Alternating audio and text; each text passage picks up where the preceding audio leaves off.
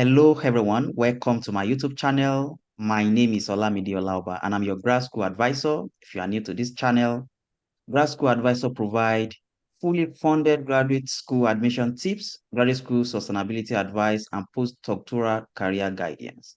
If you want to follow more on these tips, please subscribe on my channel and hit the notification bell so that you'll be notified each time I release new videos. And so today I have with me Sunday Ogunde on our new edition of the Fall 2023 Welcome Series. Thank you for joining us, Sunday Ogundepo. Yeah, thank you very much, sir. Thank you, Mr. Olauba. I will just want you to introduce yourself very briefly. Yeah, thank you very much again, Mr. Olauba. As I said, my name is Sunday Ogundepo Okikiola.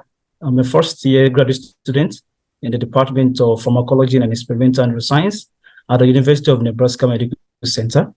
And I'm currently investigating the molecular and the epigenetics changes in HIV viral protein and drug abuse mediated neuroinflammation.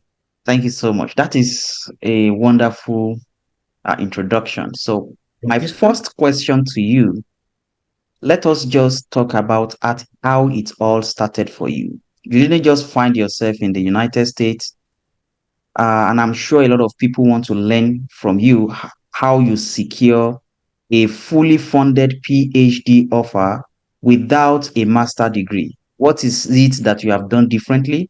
So I'm sure a lot of people will want to listen to your story. So let us just start from where the journey started from for you. So where did you graduated from?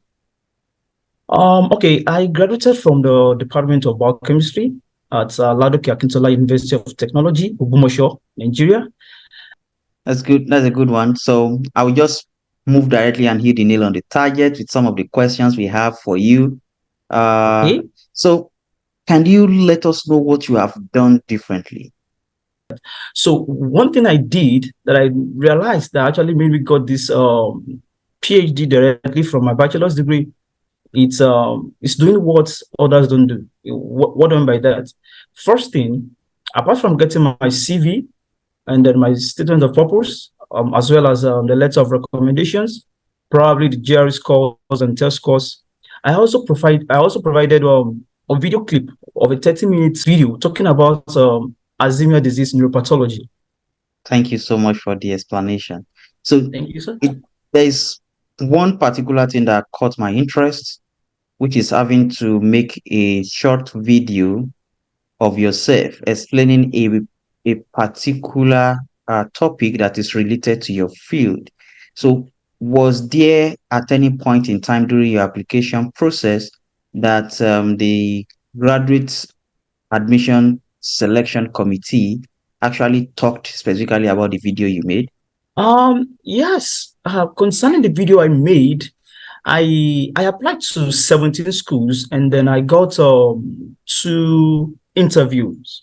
And then in one of the interviews I had then, the faculty director actually made mention about my publications and as well as the video. So he was actually impressed and of what I actually put in the video. I would recommend that a lot of viewers, a lot of grad school applicants out there should emulate what you have done, Yeah. which is like having to make a short video about yourself and, talk about a specific topic that is related to your feed and include the link of this video Yeah. in your application. This will do two things for you. Number one, it will actually showcase how expressive and articulate you are with those specific terms that apply to your field. And secondly, it will also showcase your teaching skills. So in the case where you may have, or probably if there is any opportunity for a teaching assistantship in a particular department. So you already have an evidence to show that you are a teacher, and of course, you may be considered for such an opportunity. So thank you so much for doing that. I mean, I'm sorry. it's an important thing that I'm sure people will learn from. You also mentioned about your publication record, and which is very important again. So securing a direct PhD offer, it is not something that one can easily come by. So, however, doing some spectacular things like having to publish high impact journals, we actually show that even without a master's degree, there are some previous research experience that really counts for your study that you as an applicant has done. So I also encourage viewers out there, grad school applicants, 2023 application cycle, or if you intend to apply in the future, this is part of those things you have to work on. It is important to prepare so hard ahead of your application. It is important. So thank you so much again. And I don't know if there is any other thing you just want to talk about, especially on your application that constitute your application apart from your CV, apart from your publication record and the video you made. Is there any other thing you want to talk about that is spectacular in the constituent of your application material? And in my application, I realized that I don't really have a lot of strong. I don't really have a strong. Let me see. CGP when I was in my bachelor's degree. I graduated with second class upper, and not too strong, but I put in a very strong hard work when I was going through my applications because I applied to 17 schools, and all of the 17 schools where I was actually given a waiver. So then I put in more effort to send mails to graduate coordinators in the department, to schools, to get all these, and I was given. Yeah, clearly, I can see that you really work hard putting up is 17 Yeah. applications Yes, sir. in a particular application cycle is no jokes. Uh, I myself, I put just 5 applications, and Mm. yeah, and I mean, putting 17 application is a really hard work that I need to commend you for. And you just mentioned something. You had 2 offers. You had 2 interviews, right? So, Yes, which yes. means if you had decided to submit 15 applications Yeah, and 2 schools that granted you interviews are not among the 15, you will probably not get a response. yeah. So, which means, or let me say that it is highly recommended that you submit an application as much as possible, because the problem is not always you fulfilling the minimum requirements enlisted in an application eligibility criteria. However, is surpassing the requirements relative to other applicants. If you want to be a competitive applicant, you must have submitted a competitive application material that ranks better than other applicants. Yes, sir. So thank you so much for sharing that with us. And I'm so sure that a lot of people out there will be willing to also submit more applications, even if not as much as 17, but at least you will know, or applicants out there will know that submitting just 2 applications, it's not recommended. Like, do your homework, then send. Then I think I also need to commend you on something, and this will be very useful for applicants who thinks um grad school application grad school application process does not have or do not have waiver, right? Especially applying to different schools. So it is important to also know that you can get waivers. Yeah. Did you just mention that you got waivers for all the 17? Yes, sir. Wow, I this never is paid any amount astonishing. to get. This is astonishing that you would apply to 17 schools. I paid my application fees, and there are always options for waivers. And what did you do differently to get these waivers? Um, Actually, I just composed a mail and then sent to the graduate school of my interest of coming to the school, and then some actually provide, okay, they send me the waiver. They also welcoming my application, and then some schools also does not require application fee. So I will say that some schools are free, and then some schools just composed mail probably to the graduate coordinator, to the faculty director, and then fortunately for me, I was given, and I attached my CV to it, and my CV, and then my publication. So they see my interest in coming to the school, and then they give me the waiver. The waiver. Hmm. I mean, this is one of the very important aspects of this video. Applying to 17 graduate school without paying any application fee. Wow. I think there is one more question I need to ask regarding that. What gave you the Okay. assurance from the get-go that you would be able to secure this, you know, waiver while putting those application through? Actually, in my when I was applying, I realized that I have actually wanting to get I ask questions a lot from people that are ahead of me, and then one of them is you, which is my mentor, Mr. Olaba. So it's more about some questions, some responses you give to me regarding this application. So I I applied to a lot of schools. I tried to send waiver to a lot of schools, but some will not give because of we say okay limited numbers. But I believe some will answer you. So what I did was that I sent this mail and hoping that I will get a response from them. It could be positive and could be negative. So no matter the response they give to me, I'll take it. I keep sending. So I Wow. sent to more schools, 13 schools, and then I was able to get 17 total.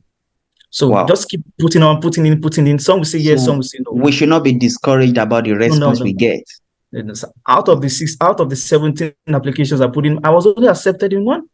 So I was rejected in all the 16 schools. So one should not be discouraged. One should not be, though those periods were not easy at times of challenge that I faced. But still, when I was able to be consoled or to be helped by my mentors, my friends who were actually in line with me, probably ahead of me. So don't be discouraged. Just keep working, keep applying, keep requesting. It's more about passion and what you actually want. So that's what I can say. Thank you. I think Welcome, sir. I have another important question, and we are almost um, going to round off this program. But Okay, I want to ask you, you have achieved this feat, sir. and I want to believe you've had some challenges in the past. What are those, remarkable challenges you can relate to, and how did you solve them? The challenge I faced was not really more of when I was applying to schools, and then it was actually the time I was actually waiting. It can be challenging to wait. Yeah, very challenging to wait.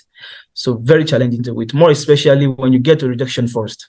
Very Mm. challenging to wait. That I moment mean, is very, very crucial. there's one thing you mentioned here that is very important that I want to relate with.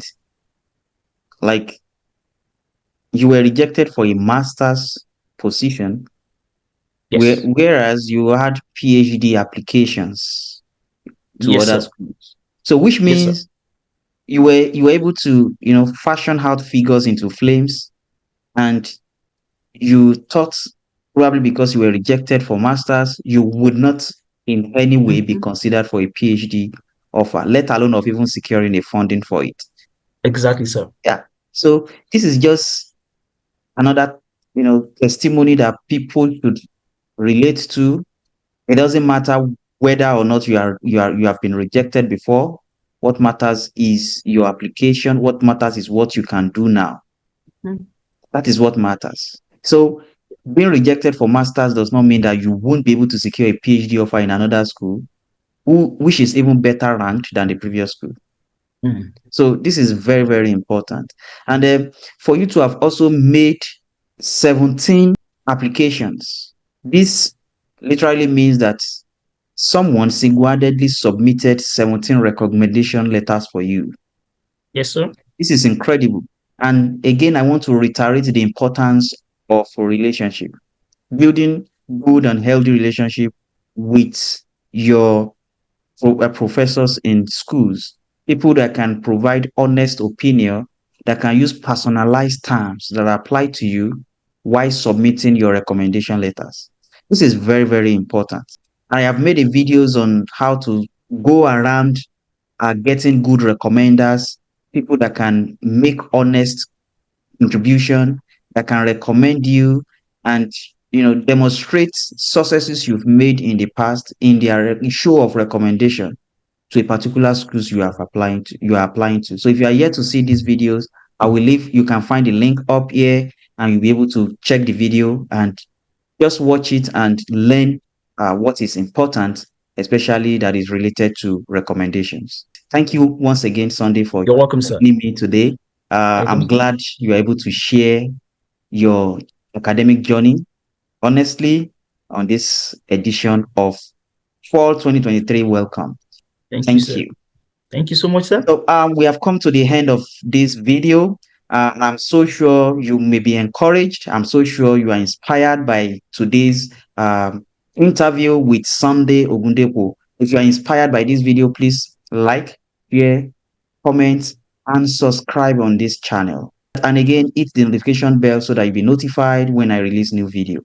Thank you, and I will see you in the next video.